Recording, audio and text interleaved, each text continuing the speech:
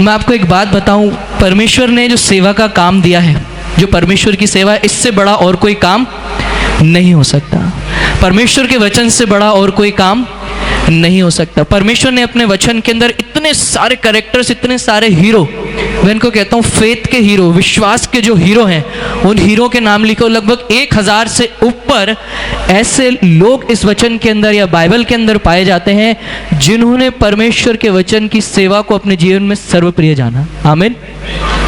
और जब हम देखते हैं कि उन्होंने अपने जीवन के अंदर इस सेवा को सर्वप्रिय जाना, तो ऐसे ही सेवा नहीं हो गई, ऐसे ही आके खड़े नहीं हो गए, ऐसे ही आके परमेश्वर के वचन को नहीं उन लोगों ने बांटा, ऐसे ही आके उनके सर नहीं कट गए, ऐसे ही आके उनकी शहीदियाँ नहीं हो गई।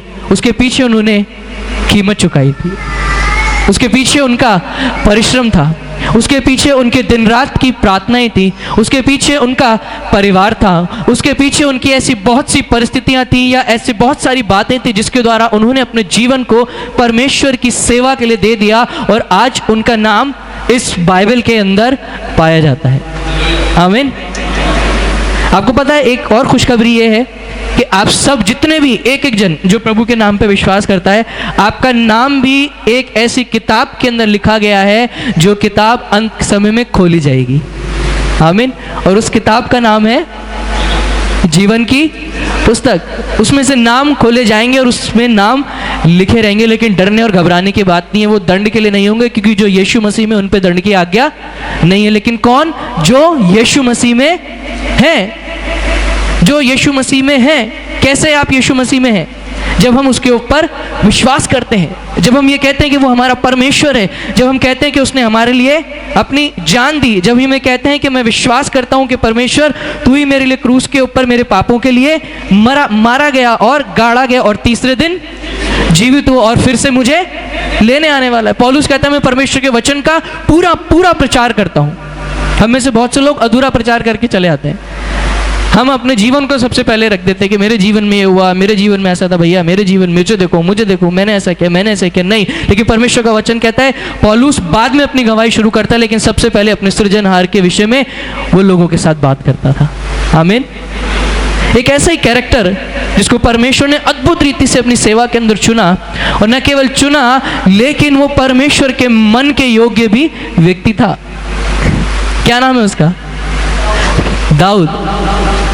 उसका नाम था दाऊद। और वो कहता है परमेश्वर कि ये मेरे मन के अनुसार व्यक्ति है। आज परमेश्वर की आंखें इस पृथ्वी के ऊपर घूमती हैं, आपको देखती हैं, आपको देखती हैं, आपको देखती हैं, आपको देखती हैं और मुझे देखती हैं, और परमेश्वर देखता रहता है, घूमता रहता है और कहता है कि कौन मेरे मन के अनुसार व्यक्ति है। और परमेश्वर कहता है कि मेरे मन के अनुसार कोई व्यक्ति मुझे अभी नहीं मिला, कोई व्यक्ति मुझे नहीं मिला जो मेरे मन के अनुसार हो, क्योंकि मन सबसे अधिक चंचल है, कहीं भी जाके मन फिसल जाता है। हम अगर रास्ते में चल रहे हो, बढ़िया सी कोई चाउमीन बना रहा हो, हमारी नज़र उस पर खुशबू आई और धीरे से ब्रेक लग जाते हैं। कहीं कपड़े की दुकान के पास से निकल रहे हैं और कोई कुर्ता अच्छा सा दिख जाता है या कोई शर्ट अच्छी सी दिख जाती है, हल्के से थोड़ा सा ब्रेक लगा के देखते हैं और फिर थोड़ी दूर जाके गाड़ी घुमा लेते हैं। ये सोचते हैं कि भाई जेब में कार्ड तो है, स्विप कर देंगे और ये हम ले लेंगे।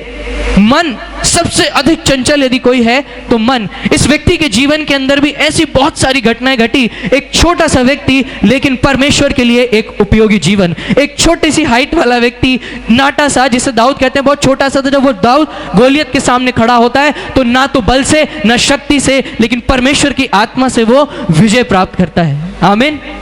मेरे साथ आप निकालें पहला शमूएल। ये कैरेक्टर जो दाऊद है, एक छोटा सा जीवन लेकिन परमेश्वर के मन के अनुसार ये जीवन था। ये जीवन परमेश्वर को भाने वाला जीवन था। पहला शमूएल उसका 17 अध्याय हम निकालेंगे और इस समय मैं चाहूँगा हम पढ़ेंगे इसको 12 पद से।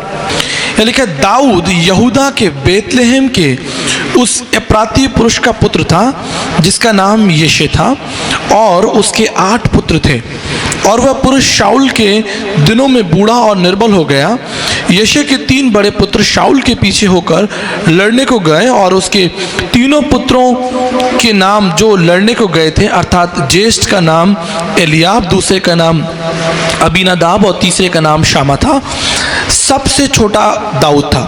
और तीनों बड़े पुत्र शाऊल के पीछे होकर गए और दाऊद बेतलेहम में अपने पिता की भेड़ बकरियां चराने को शाऊल के पास से आया जाया करता था। वह पलिश्ती जो 40 दिन तक सवेरे और सांझ को निकट जाकर खड़ा हुआ करता था। यशे ने अपने पुत्र दाऊद से कहा, यह एपा भर भुना हुआ अनाज और ये 10 रोटियां लेकर छावनी में अपने भाइयों के पास दौड़ जा और पनीर की ये 10 टिक्कियाँ उनके शहपात्री के लिए ले जा और अपने भाइयों का कुशल देखकर उनकी कोई निशानी ले आना।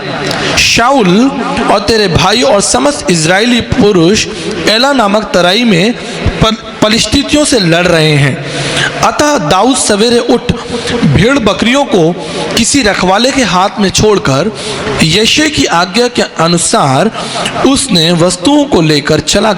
और जब सेना रणभूमि को जा रही थी और संग्राम के लिए ललकार रही थी, उस समय वह गाड़ियों के पड़ाव पर पहुंचा।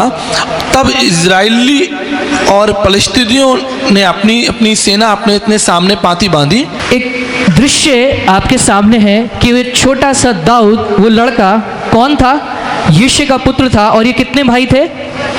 8 भाई। इस व्यक्ति के बारे में आप थोड़ा सा जान लें कि ये व्यक्ति था कौन, जो परमेश्वर इसको कह रहा है कि ये मेरे मन के अनुसार है।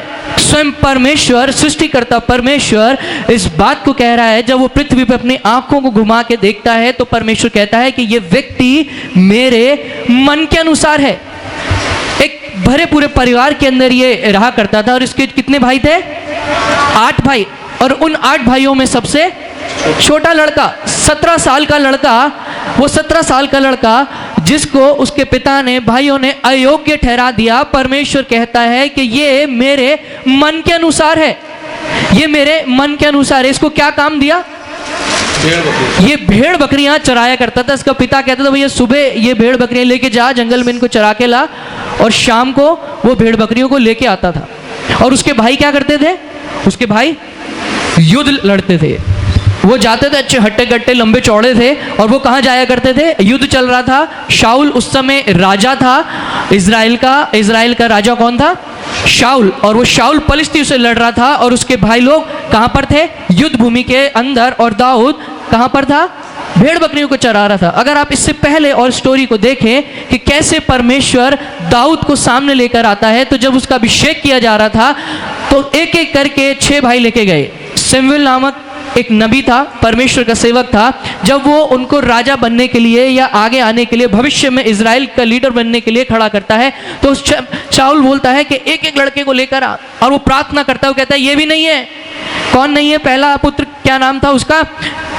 ये एलियाब भी नहीं है, अमीनादाब भी नहीं है, शम्मा भी नहीं है। 6 के 6 पुत्र आगे निकल जाते हैं। और वो उससे पूछता है यिशै से कि भाई यिशै तेरे कोई और पुत्र है? तो कहता हाँ एक है। वो कहाँ गया हुआ है? बोले भेड़ बकरी चराने गया है। ये 6 के 6 भाई लोग अस्त्र शस्त्र विद्या के अंदर निपुण थे, बुद्धिमान थे, क्योंकि इनको अस्त्र शस्त्र चलाना आता था, युद्ध की कला सब कुछ जानते थे, सारा ज्ञान, बुद्धि, समझ, कद काठी सब में निपुण थे। लेकिन तब भी परमेश्वर के सामने वो रिजेक्ट कर दिए जाते हैं। और परमेश्वर आवाज देता है, शाऊल के मन से बात करके बोलता है कि भैया और कौन है? तो वो कहता है कि मेरा एक छोटा पुत्र कहाँ है? बोले बुला के लाओ। दाऊद दौड़ा दौड़ा आता है, उसके पास संदेश आ जाता है। और दाऊद कहता है हाँ जी बोलिए बोलिए। हाथ जोड़ के वहाँ खड़ा हो जाता होगा, बोलिए क्या क्या कहना है? प्रभु के सेवक सामने थे। और शमूएल कहता है कि यही है जो आगे चल के इजराइल का भविष्य निर्धारित करेगा। और उसको अभिषेक किया जाता है। एक छोटा सा जीवन, लेकिन परमेश्वर के मन के अनुसार। क्या विशेषता थी जो वो परमेश्वर के मन के अनुसार था? ऐसी क्या बात थी उसके अंदर? अगर आज हमसे कोई पूछे कि भैया आप अगर आज सेवा कर रहे हो, या अगर आज आप अपनी जॉब के अंदर हो, जिस स्थान पर हो, ऐसी क्या विशेषताएं हैं, वहाँ हमारी क्या चीज़ देखी जाती है? क्वालिफिकेशंस। क्या देखी जाती है? क्वालिफिकेशन। कितना अनुभव है? कितने स्कूल में पढ़ा चुके हैं आप? अंग्रेजी मीडियम में पढ़ा चुके हैं या हिंदी मीडियम में पढ़ा चुके हैं? अंग्रेजी बोलनी आती है या हिंदी बोलनी आती है? अगर नहीं आती तो आप क्वालिफाइड नहीं है। लेकिन परमेश्वर इस तरीके से मनुष्य को नहीं देखता। ये संसार के देखने का पैमाना है। परमेश्वर देखता है कि ये व्यक्ति जो मेरे सामने खड़ा है, क्योंकि परमेश्वर का वचन कहता है भजन संहिता में कि वो परमेश्वर मनों को जांचने वाला परमेश्वर है। हम तुरंत न्यायी बन जाते हैं, हम तुरंत लोगों का न्याय कर देते हैं और कह देते हैं कि ये रिजेक्ट है। लेकिन परमेश्वर जो रिजेक्ट है, जिसको कोई नहीं कहता, परमेश्वर धूली के ऊपर से खड़ा करके उसको उठाता है और अपनी महिमा के लिए खर्च करता है। आमीन। क्या विशेषता थी? पहली विशेषता देखें, इन्हीं पदों के अंदर हम रहेंगे। पहली विशेषता जो उसके जीवन के अंदर थी, दाऊद एक आज्ञाकारी पुत्र था।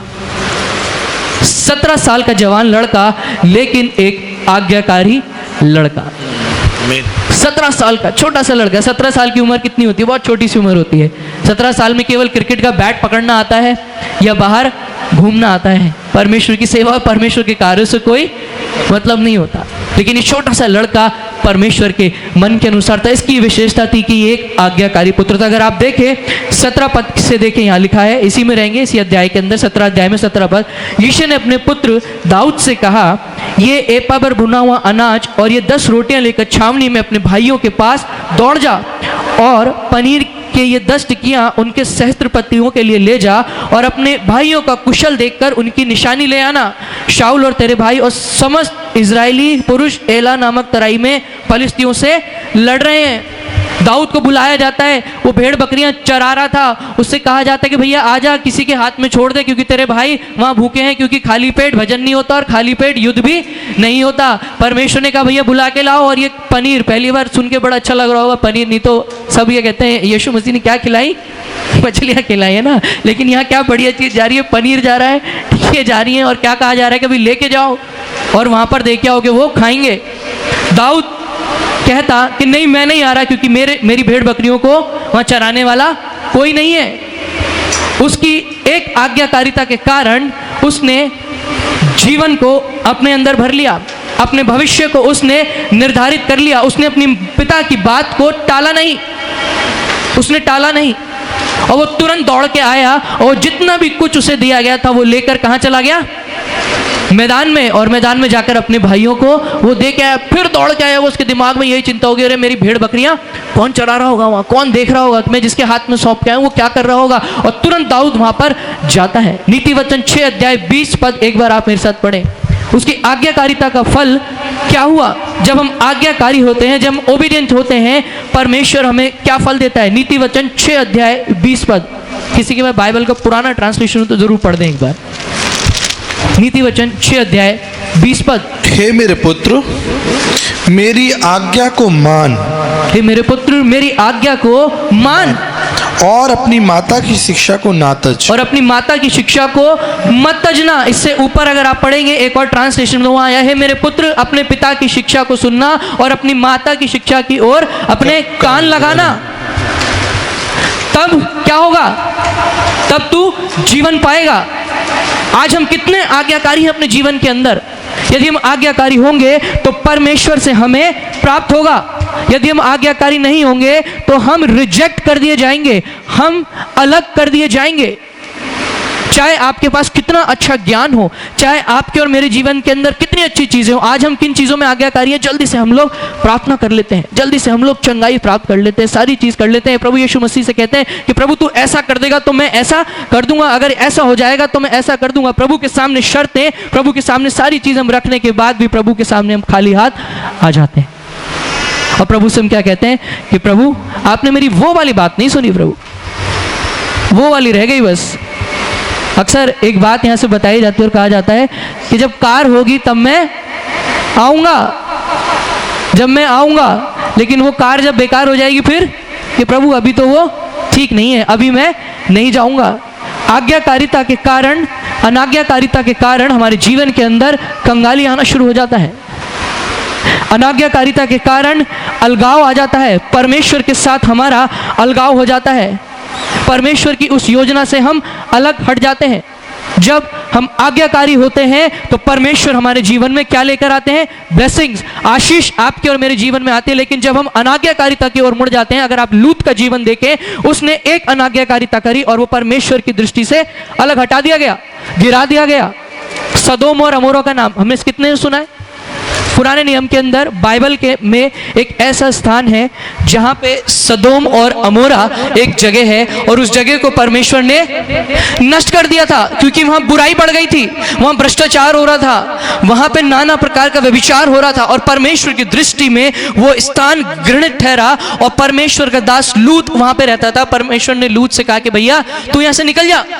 परमेश्वर और लूत की बड़ी बात हुई कि परमेश्वर अगर एक भी यहाँ होगा धर्मी, 2 होंगे, 3 होंगे, परमेश्वर कह रहा है अगर एक भी होगा तो भी मैं इस स्थान को छोड़ दूंगा। लेकिन वहां एक भी धर्मी नहीं मिला, एक भी नहीं मिला। और परमेश्वर ने कहा कि मैं इस स्थान को नष्ट करने पर हूं, मैं नष्ट करने पर। और वो वहां से भागा, लेकिन उसकी पत्नी ने अनाज्ञाकारिता करी। परमेश्वर ने कहा था कि बस तू पीछे मुड़ के मत देखना।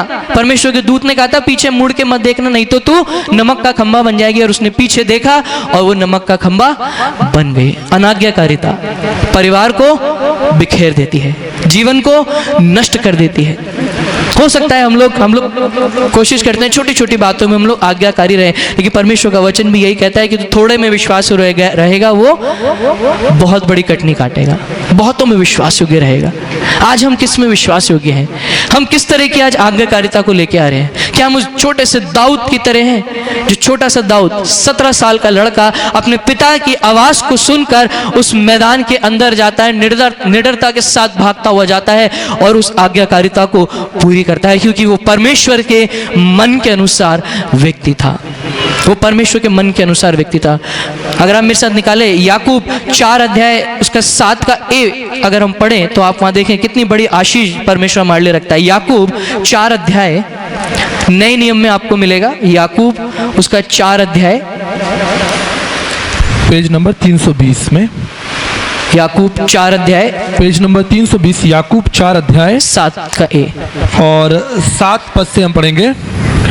इसलिए परमेश्वर के अधीन हो जाओ और शैतान का सामना करो, वो तुम्हारे पास से भाग निकलेगा। परमेश्वर के अधीन हो जाओ, अर्थात परमेश्वर की आज्ञा को मान लो। अब जब तुम परमेश्वर की आज्ञाओं को मान लोगे, परमेश्वर की आज्ञा क्या है?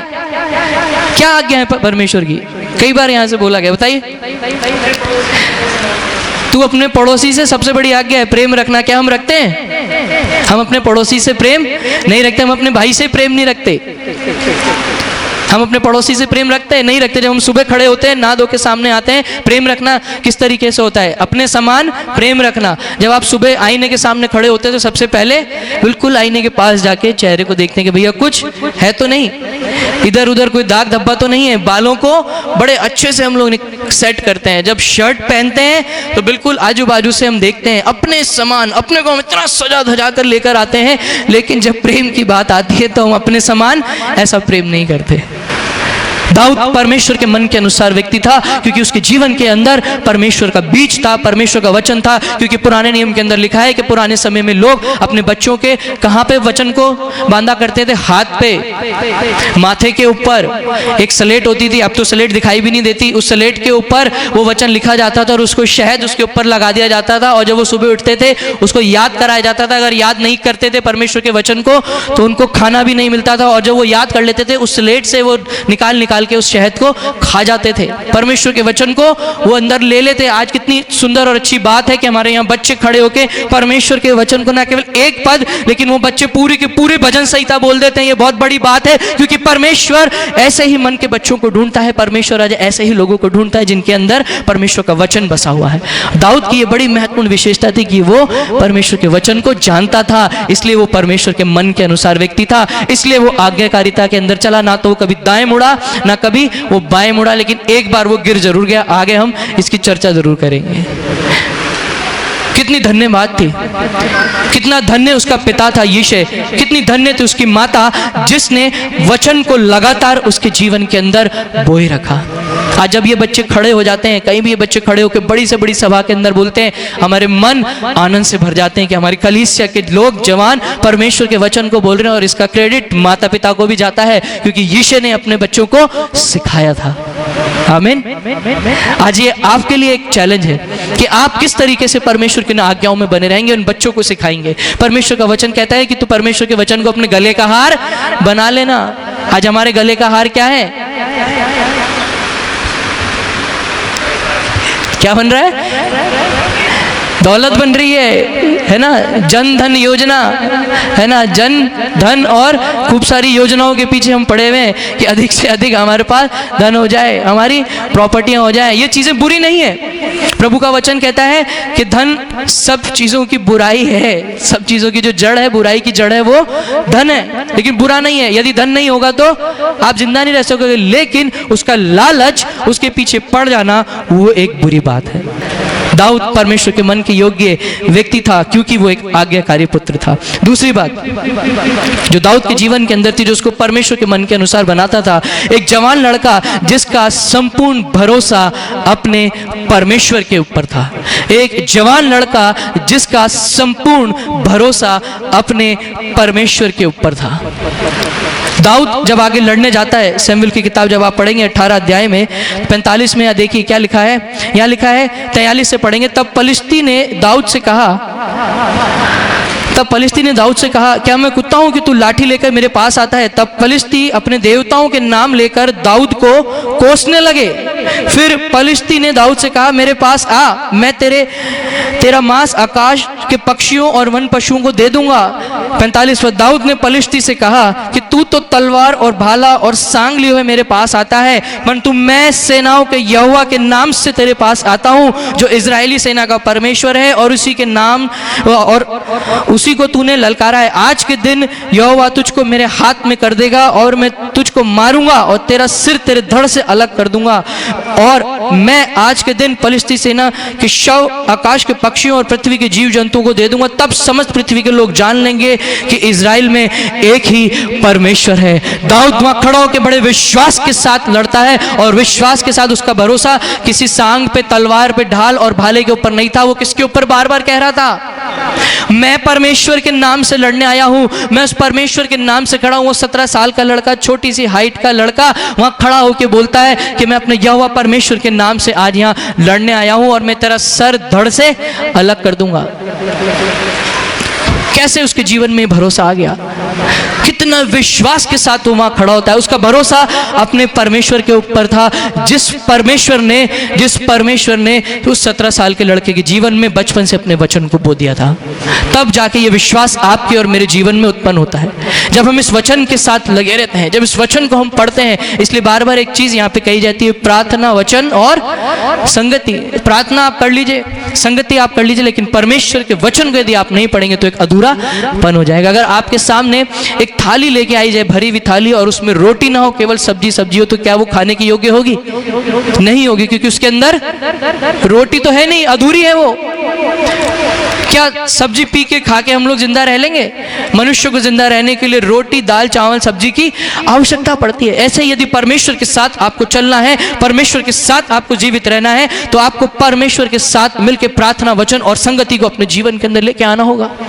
दाऊद वहां खड़ा होकर ललकारता है और उनको धराशायी करता है। आप निकाले मेरे साथ इब्रानियों 11 अध्याय 6 का बी पढ़ेंगे हम। इब्रानियों 11 अध्याय नए नियम में है, इब्रानियों की किताब 11 अध्याय 6 का बी पढ़े। देखिए परमेश्वर किस रीति से बात करता है। क्योंकि परमेश्वर के पास आने वालों को विश्वास करना चाहिए कि वो है। परमेश्वर के पास आने वाले को यह विश्वास होना चाहिए कि मैं जिस परमेश्वर से प्रार्थना कर रहा हूं वो जिंदा परमेश्वर है। मैं जिस परमेश्वर के भवन में आज बैठा हूं, चाहे आपकी कैसी भी कोई भी परेशानी, आज आप किसी भी परीक्षा के अंदर हो, आपको यह विश्वास कर लेना है कि आज मैं जिस स्थान पर खड़ा हूं वो स्थान गलत नहीं है, क्योंकि जिस स्थान पर मैं खड़ा हूं वो जीवित परमेश्वर का स्थान है। और जब वो परमेश्वर कहता है कि आज मैं तेरी समस्याओं को तेरे पैरों के ऊपर ले आऊंगा, आमीन, आज मैं तेरी बीमारियों को तेरे शरीर से दूर कर दूंगा, आज मैं तेरी आर्थिक परेशानियों को तेरे सामने से दूर हटा दूंगा, आज मैं तेरे बिजनेस के लिए जितनी भी अपॉइंटमेंट्स तूने लिए उन सबको तेरे पैरों के अंदर लाके मैं रख दूंगा। आज परमेश्वर कहता है कि तेरे पास कर्जा है, तुम्हारी परेशानियां हैं, घर में पति पत्नी में झगड़े हैं, दारू, शराब, गुटखे, सारी आदतें अगर आपके परिवार में या कहीं से आप जूझ रहे हैं, परमेश्वर का वचन कहता है यदि तू आज मेरे ऊपर भरोसा रखेगा, अगर आज तू इस बात पर विश्वास करेगा कि मैं हूं, तो यह तुम्हारे लिए हो जाएगा। क्योंकि जो कुछ तुम प्रार्थना में मेरे नाम से मांगोगे वो मैं तुम्हारे लिए कर दूंगा, लेकिन कब कर दूंगा? जब मैं विश्वास रखूंगा, जब मैं आनंद के साथ, विश्वास के साथ उस परमेश्वर के चरणों में जाऊंगा। मेरा परमेश्वर कहता है कि मैं कर दूंगा। आज आपकी योजनाएं अगर आप परमेश्वर के सामने रख दो, क्योंकि लिखा है, वचन कहता है कि मनुष्य योजनाएं तो बनाता है, लेकिन वो सफल केवल और केवल परमेश्वर की ओर से होती हैं। वो परमेश्वर जो दाऊद का परमेश्वर था, कि 17 साल का जवान लड़का जिसका भरोसा परमेश्वर के ऊपर था, उसी परमेश्वर के ऊपर उस वार्डन ने भरोसा किया था। आज उसी परमेश्वर पे आप और मैं भरोसा करते हैं। परमेश्वर कहता है कि मैं तुम्हारे लिए प्रबंध कर दूंगा।